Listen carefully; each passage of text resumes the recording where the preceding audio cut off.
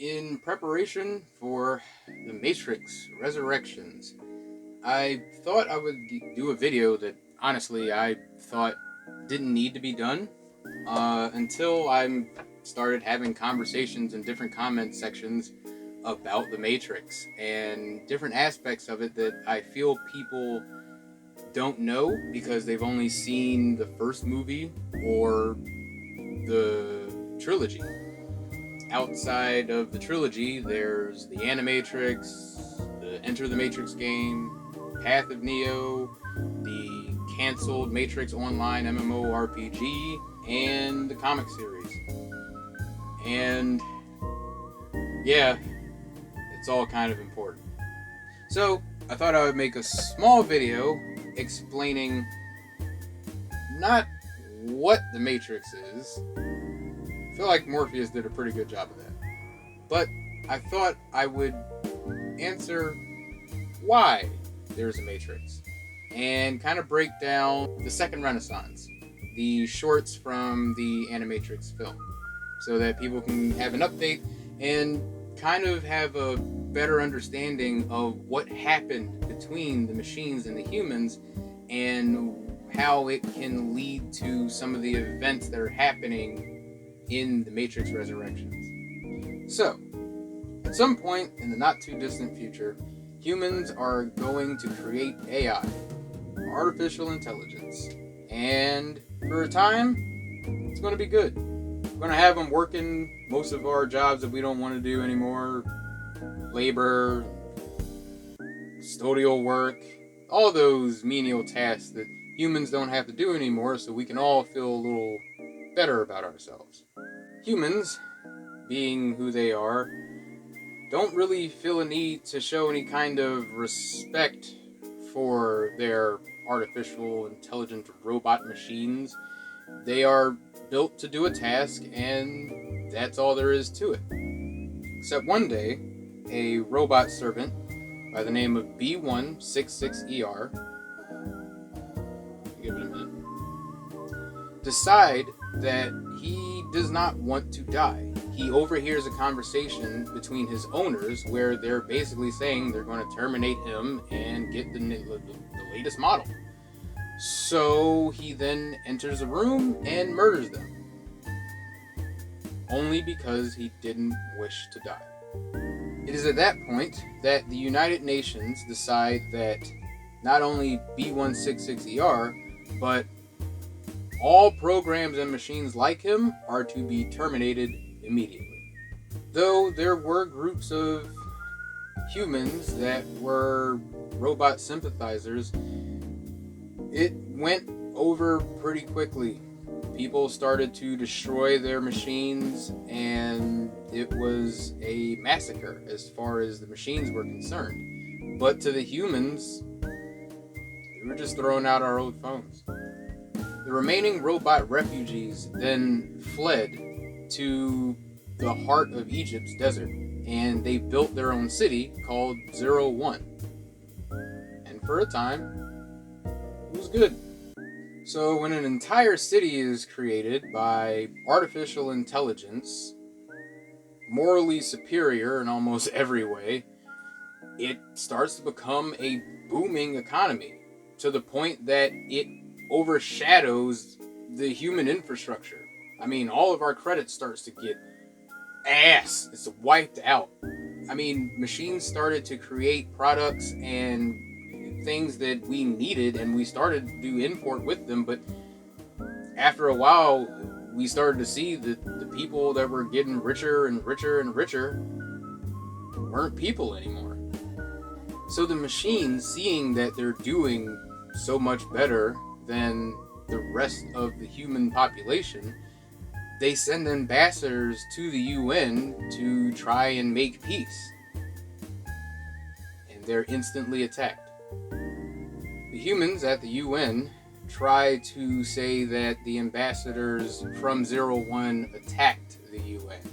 Therefore, they nuke 01. Nuclear missiles don't have the lasting effect for steel. So, the remaining people machines of Zero One began to guard their borders and attack anyone that was trying to get in, thus beginning the First War. The humans come up with a brilliant plan, seeing that Zero One gets most of its energy from the Earth's sun, come up with Operation Dark Storm, which blocks out the sky. So we go to war, and for a slight moment, humans were doing a good job because machines didn't spend nearly as much time with their technological advances trying to use them to destroy. But it didn't mean that they didn't know how. They knew the humans were made of, skin, and they nearly destroyed all of us. This time, Zero One sends an ambassador, not in a form of a human at all, and it writes down the last law in barcode for the UN. And it demands that they hand over their flesh so that they could be born again in a paradise. And then Zero One nukes New York City. The machines started to turn on the remaining humans and the ones that they capture in battle, trying to see how the human body works, and decide that if they can't use solar energy, that they're going to use the human body en masse to power the machines. And thus the Matrix was created so that we could sleep as they siphoned off our energy. The first Matrix was nothing short of perfection. The program, not the movie. The movie is perfect. But it was created as a paradise world. The machine's first option wasn't just to put us asleep. It was to basically give humans a paradise that they could live inside of their dream.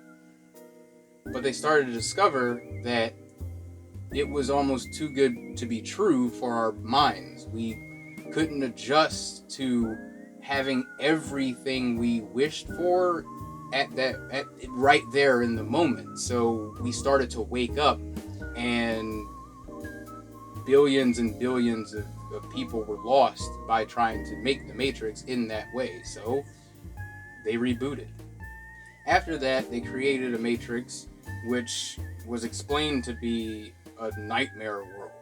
It was completely ruled on cause and effect, so that humans that were asleep were able to see that if they did something, there was an immediate effect from it. And in this world, there were vampires and werewolves, ghosts, and angels. And this is the world that more than likely was what birthed the Merovingian. Humans were a little quicker to accept this reality, but they started to wake up again because they realized that cause and effect could lead to more realistic outcomes, but we still were lacking the ability of choice.